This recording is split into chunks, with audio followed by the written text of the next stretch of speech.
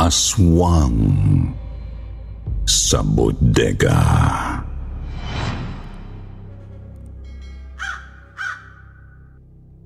Magandang gabi, Sir Jupiter. Ako po si Billy ng Laguna. Sumulat ako sa inyo para ibahagi ang naging karanasan ng pamilya namin noong 1990s.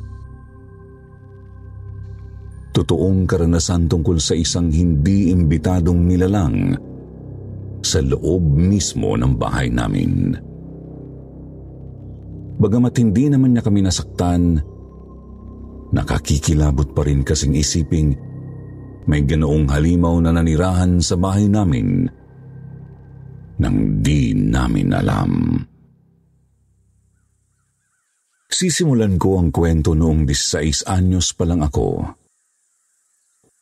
Papalubog na ang araw nang makarating kami sa Laguna, matapos naming mawala ng halos 2 linggo. Namatay kasi ang lola ko na nanay ni Mama at nagpunta kami ng Bulacan para sa burol at libing. Hindi pa man kami nakakarating sa mismong bahay, tanaw na namin sa sasakyan ang kumpulan ng iilang mga tao sa may tindahan. Bakas sa mukha ng mga nag-uusap ang pagkabahala, pagkabalisa, tapos may parang galit pa. Kaya talagang nagtaka kami ng mga magulang ko. Pinahinto ni Papa ang owner-type jeep namin sa may tindahan, tapos tinawag ang ninong Ruben ko na kasama sa nagkukumpulan.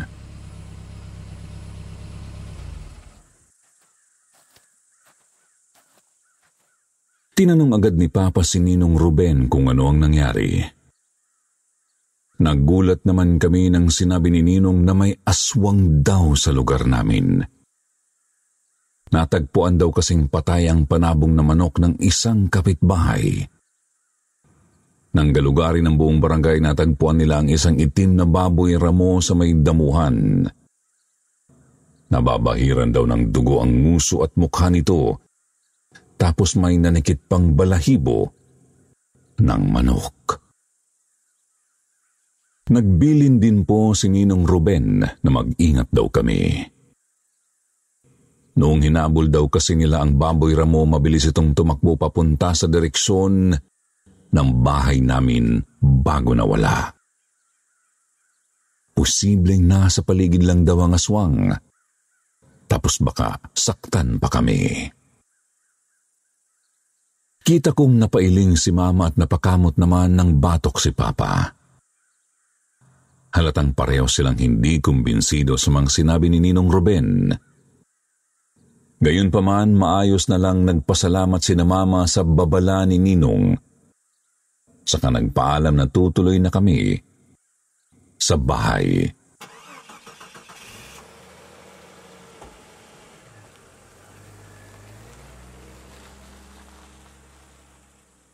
Pagod na rin kasi kami sa biyahe, lalo na ang kasama naming si Kuya Tony. Pinsan ko po si Kuya Tony na may kapansanan sa pag-iisip. Si Lola ang nag-aalaga sa kanya, kaya naisip ni Mama na kupkupin na lang namin ngayong patay na si Lola. Hindi naman kasi ito bayolente o nananakit, sadyang iba lang ang takbo ng pag-iisip. Sir Jupiter, latang-lata kami sa pagod pagkarating ng bahay. Dagdag pang medyo magulo ang mga gamit sa loob kasi nagmamadali na kaming umalis. Hindi na kami nakapaglinis noong gabing yun, kahit pa medyo maalikabok.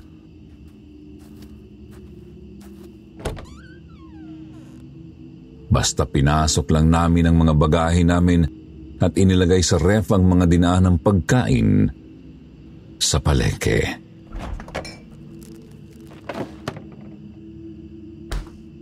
Dumiretso ako sa kwarto ko sa second floor.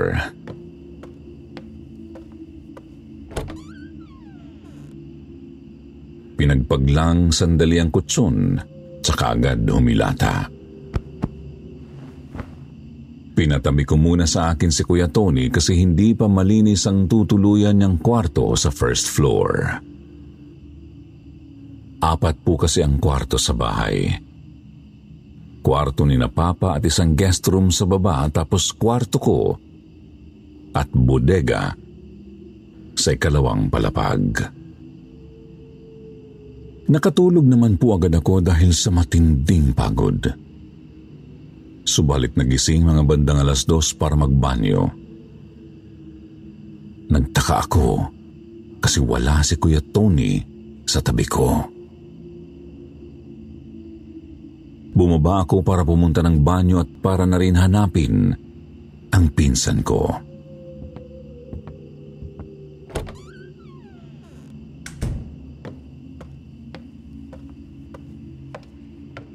Nang makarating sa may kusina, nakita ko siya roong kumakain ng mansanas.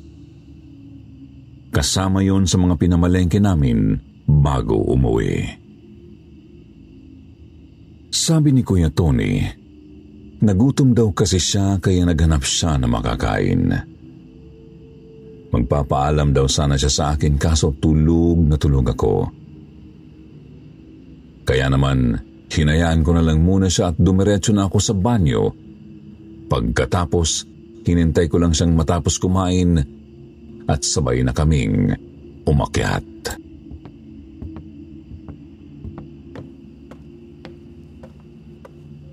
Papasok na sana kami sa kwarto ko nang bigla siyang mapalingon sa pinto ng bodega. Nagulat ako kasi pinuntahan niya ito at sinubukang pihitin ang doorknob. Pero hindi niya mabuksan. Kako, ano ba't gusto niyang buksan ang pinto gayong wala namang kung ano sa loob? Nakatambak na mga lumang gamit lang ang nandoon tapos puno pa ng alikabok. Napataas naman ako ng kilay nang sinabi ni Kuya Tony, "May tao sa loob, Billy. May tao sa loob ng pinto. May tao sa bodega ninyo." Sinubukan ko po siyang pakalmahin kasi mukhang hindi talaga siya mapalagay. Subalit talagang ayaw niyang tumigil sa pangungulit na may tao nga raw sa loob ng bodega. Naiinis na ako kasi gusto ko nang matulog ulit. Kaya naman pumunta ako sa maliit na sala ng second floor at kinuha ang susi ng bodega. Naroroon lang naman ito sa drawer ng TV rack. Bumalik sa may bodega, binuksan ang pinto at saka sinindihan ng ilaw sa loob. "Oh, di ba kuya? Sabi ko naman sa iyo, wala talagang tao rito sa bodega eh. Halika na kasi sa kwarto at nang makatulog na tayo ulit." Mahinahon kong sabi kay Kuya Tony, kahit medyo napipikon ako. Kita kong sumilip ang pinsan ko sa bodega at iniligid ang paningin sa loob. Napabulong pa nga siya sa hangin kung bakit wala raw tao doon. Naisip ko lang noon, baka sinumpong lang ng malarong isip si Kuya Tony. Bumuntong hininga na lang ako at sinubukang unawain ang pinsan ko. Hanggang sa makumbinsi ko na siyang bumalik na sa kwarto ko para makatulog na ulit. Nauna po siyang maglakad papasok ng kwarto ko na katabi lang ng bodega. Papatayin ko na sana ang ilaw ng bodega nang mapansin kong bukas ang jealousy sa isa sa mga bintana nito. Nagtaka ako kasi hindi naman namin binubuksan yun. Mahirap na at baka may makapasok pang mga maliliit na hayop tapos magkalat sa loob o ngat-ngatin ang mga gamit. Sa katunayan, may nakita nga akong maliit na ibon sa katapat ng punong makopa ng bukas na bintana. Nakatingin sa akin habang nakasilip ako sa labas. Doon na po ako bahagyang kinabahan at baka nga may sumubok na makapasok sa bodega namin habang wala kami. Sandali kong hinalughog ang maalikabok na silid para tignan kung may sinyales bang may kung sino roon. Wala naman akong nakitang tao. Pero napansin kong medyo manipis ang alikabok sa sahig, nakatapat ng bintanang bukas. Animoy may humawi sa makapal na alikabok doon.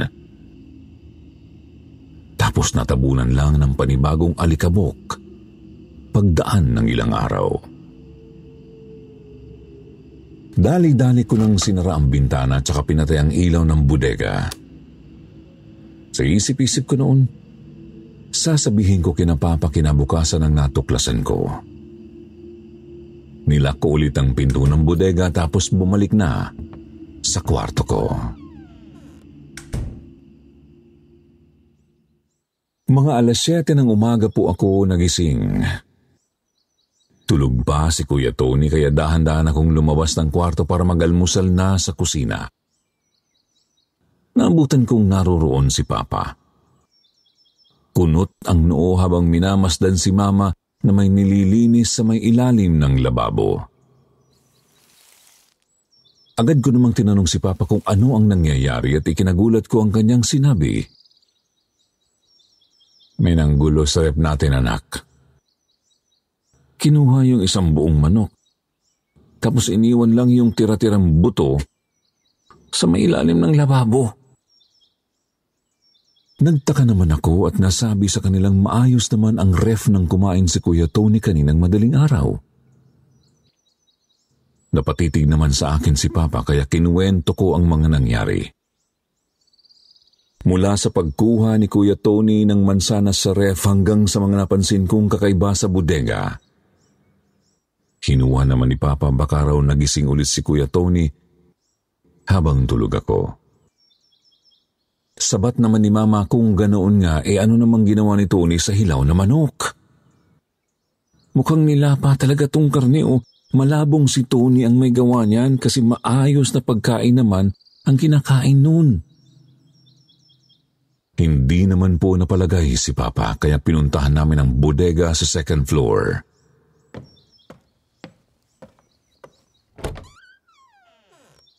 Pagkapasok ko sa loob, nagtaka ako kasi bukas na naman ang isang bintana. Sigurado naman akong sinara ko yun kaya't naguluhan talaga ako kung sino ang nagbukas. Sakto ring may lumipad na isang maya mula sa loob papalabas ng bintana nang pumasok kami. Tsaka dumapo sa may punong makopa sa tapat. Kinalughog ni Papa ang maalikabok na bodega, pero wala siyang makitang kakaiba. Sinara na lang niya ulit ang bintana at saka kinandado namin ang bodega nang lumabas. Sir Jupiter, nagpatuloy po ang mga kakaibang pangyayari sa bahay pagdaan ng mga araw. Halos 3 beses kada linggo kung manguha ng karneng manok o baboy sa ref ang kung sino. Tapos palaging iniiwan ang mga tira-tirang buto sa ilalim ng lababo o mesa. Palagi ring ipinipilit ni Kuya Tony na may taong araw sa bodega, kahit wala naman kaming nadadatnang kung sino sa loob. Subalit, labis naming ipinagtataka kung bakit palagi naming naaabutang bukas ang bintana doon sa bodega. Isang madaling araw nagising ako mga bandang 3:00 kasi nauhaw ako. Mag-isa na lang ulit ako sa kwarto ko noon at doon na tumutuloy si Kuya Tony sa guest room. Nasa hagdan pa lang ako, narinig ko ng may kumakalabog at mga yabag sa baba. Dinig kong may tumatakbo papuntang pinto, halos nagsusumigaw si Kuya Tony palabas.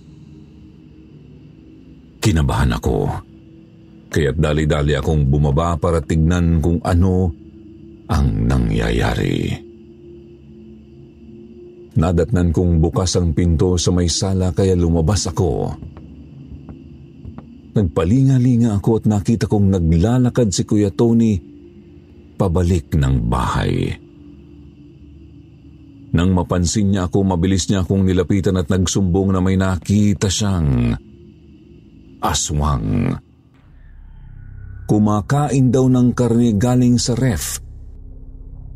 Saka tumakbo palabas nang makita niya. Hinabol daw niya ito saka sinabuyan ng asin. Hindi nga lang siya sigurado kung tinamaan ba niya o hindi. Hindi pa man ako nakakapagsalita, nagulat kami nang may narinig kaming kumakaluskos sa may puno ng makopa. Sinubukan kong sipatin kung ano yun pero hindi ko maaninag dahil sa dilim.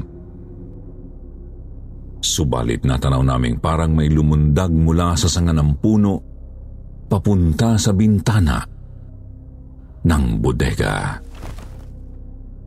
Dali-dali kaming pumasok ni Kuya Tony at dire-diretsong umakyat papuntang second floor. Dahan-dahang lumapit sa bodega. Habang ramdam ko ang matinding pagkabog ng dibdib ko, pareho namin gustong maaktuhan kung meron nga bang kung sino o kung ano sa loob. Ngunit kabado ako kung ano ang gagawin ko kung sakaling ang may madatnan kami roon. Paglapit namin sa pinto ng bodega, biglaan ko itong binuksan at agad akong sumilip sa loob. Sa konting liwanag galing sa labas ng bodega, natanaw kong meron ngang kung sino sa loob. Kita ko ang isang anino ng taong mabilis na nagtago at sumiksik sa likod ng patong-patong na mga kahon. Nanigas kami ni Kuya Tony sa may pinto at hindi alam ang gagawin. Nakakatakot kasing lumapit kasi baka saktan kami. Hanggang sa naisip kong tawagin sina Mama at Papa. Nagsumigaw lang ako sa may pinto ng bodega nang hindi inaalis ang tingin sa pinagtataguan ng kung sino. Pupungas-pungas pa ang mga magulang ko nang umakyat sila sa second floor tsaka mabilis naming sinumbong ni Kuya Tony ang mga nakita namin. Nang sumilip si Papa sa loob, agad niyang sinindihan ang ilaw at tinitigan ang pinagtaguan nito. "Sino nandyan? Magpakita ka sa akin, sira ulo ka!" Sigaw ni Papa sa hindi pa namin nakikitang tao. Maingat siyang lumapit sa likod ng mga kahon.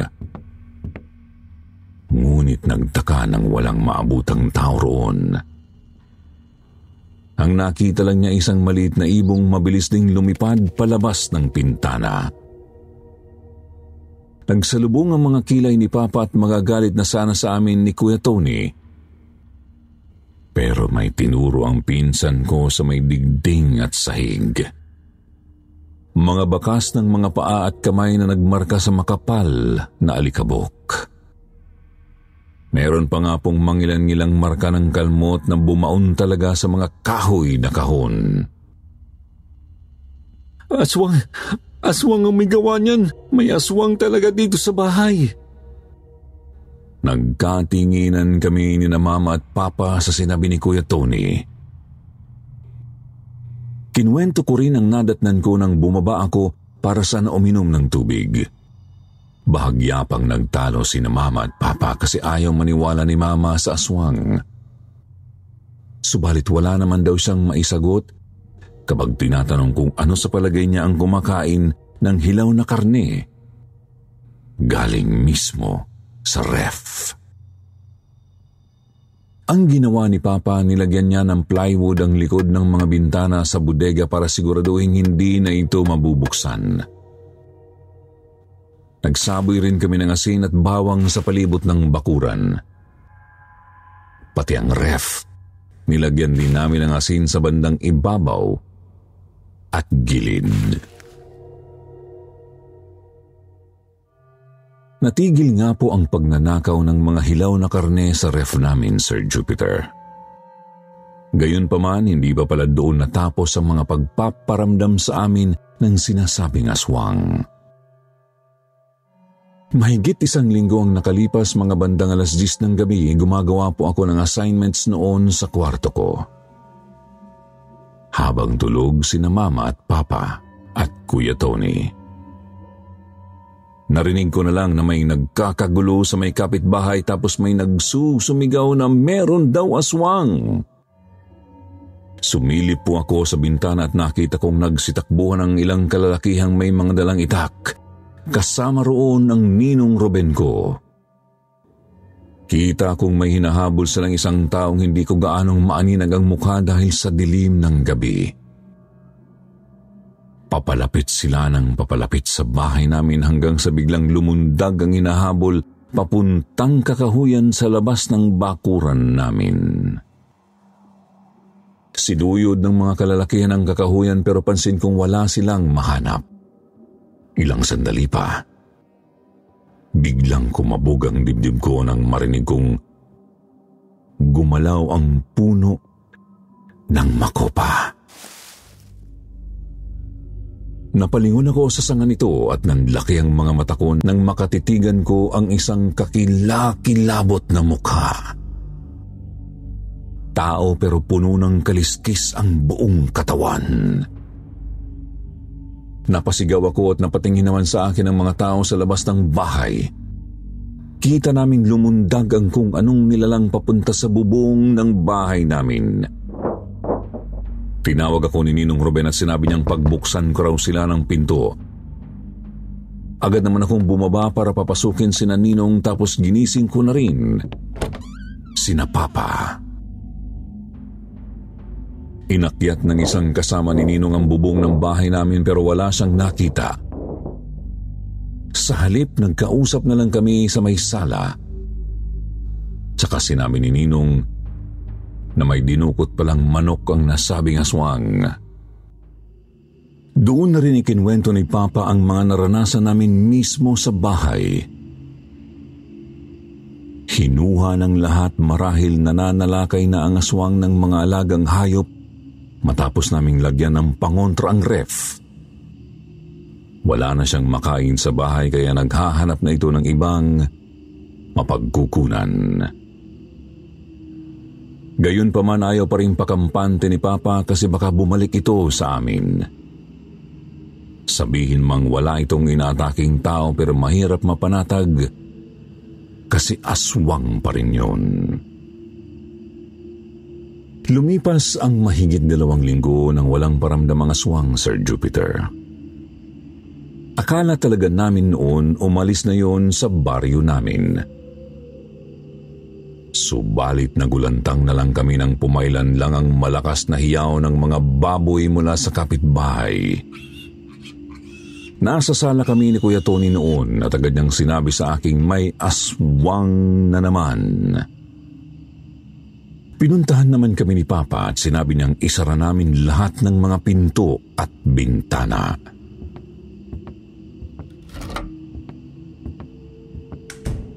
Ginawa naman namin, Sir Jupiter, pati si Mama sumama na rin sa amin sa may sala. Gayunpaman nagtaka kami. Kasi may isang hiyaw ng baboy na parang mabilis na pumapalapit sa bahay. Tumigil lang ito nang makarating sa bandang likod. Tapos dinig naming umuungal ito na parang ginigilitan. Ilang sandali ang lumipas. Nadinig naming may kumaluskos sa may dingding doon banda sa may bodega. Napatanong si Papa ng malakas sa hangin kung bakit ba gustong-gusto ng aswang ang bahay namin. Sagot naman ni Mama baka dahil kami lang ang may bodega na pwedeng mapagtaguan. Sa amin po kasi bahay lang namin ang 2 andanas. Ang mga kapitbahay, tig-isang palapag lang at wala ngang mga bodega. Kinuha ni Papa ang lalagyan ng asin sa kusina at saka umakyat papuntang 2nd floor. Halata ko sa kilos niyang inis na siya sa pangangamba sa amin ng hindi imbitadong bisita. Kabado naman kaming sumunod ni na Mama at Kuya Tony at baka ano pang gawin ng halimaw kay Papa. Pagkarating sa harap ng saradong pinto ng bodega, hinanda namin ang mga sarili bago ito buksan. Hanggang sa binigla ni Papa ang pagkakabukas ng pinto at mabilis na binuksan ang ilaw. Wala naman kaming naabutang sino man sa loob ng bodega. Ngunit nanlaki ang mga mata namin nang makita ang mga bakas ng dugo sa sahig. Galing ito sa may maliit na siwang sa pagitan ng dingding at bubong. Bukod sa bakas ng dugo, nakita rin namin ang isang maliit na ibon na nakatungtong sa magkakapatong na kahon. Akto na sana itong lilipad ng biglang agawin ni Kuya Tony ang lalagyan ng asin kay Papa. Mabilis dumukot ng asin ang pinsan ko at isinaboy ito sa ibon. Nagulat kaming lahat nang biglang umusok ang balahibo ng ibon. Nagkikisay din ito sa ibabaw ng kahon at walang tigil sa pagtunog. Ilang sandali pa biglang nagbago ang anyo nito at naging hugis tao.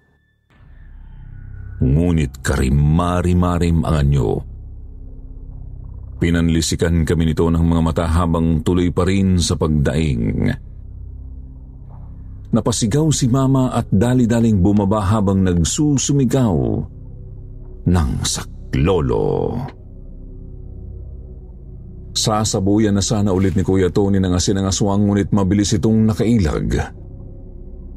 Sinubukan pa nitong magbago ng anyo tungo sa isang maliit na ibon pero hindi nito magawa. Halatang iniinda talaga niya ang sakit ng pagkakapaso.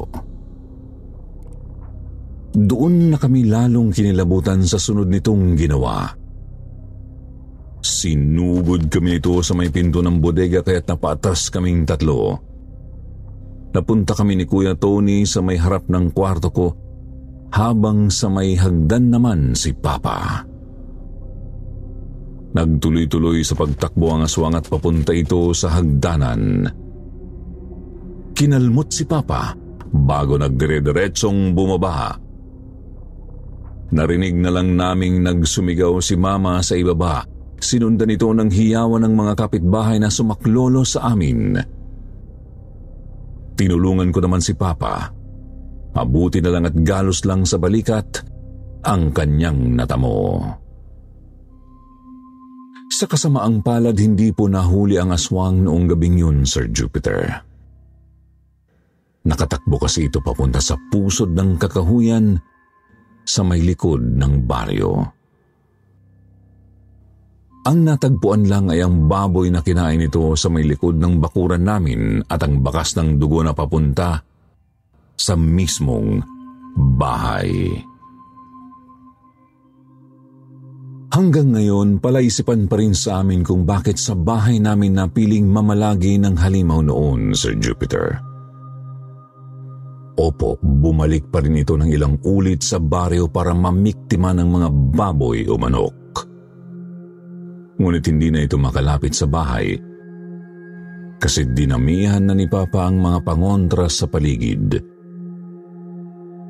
Pinaliguan nga po niya ng asin ang puno ng makopa at ang loob ng bodega namin para siguradong hindi na pupuslit papasok ang aswang. Hindi nga lang talaga nahuli ang halimaw, pero tumigil rin naman ito makalipas ang ilang buwan. Pero bago ko pa man tapusin itong liham ko, may itatanong lang sana ako sa mga listeners, Sir Jupiter. Sa palagay niyo, anong klaseng aswang po ba yun? Puro manok at baboy lang talaga ang kinakain niya eh. Hindi talaga ito kumain ng tao sa amin. At isa pa po, bakit kaya sa bahay namin napiling magtago ng nilalang na yun? Hanggang ngayon naguguluhan pa rin po kasi kami sa mga tanong na yan. Kaya siguro i-comment ninyo na lang ang inyong mga kuro-kuro para mabasa namin. Ayun, maraming salamat po sa pagbibigay ng oras sa kwento namin ng pamilya ko. Sana po manatili kayong ligtas mula sa mga kakaibang nilalang na kasama nating naninirahan sa mundo.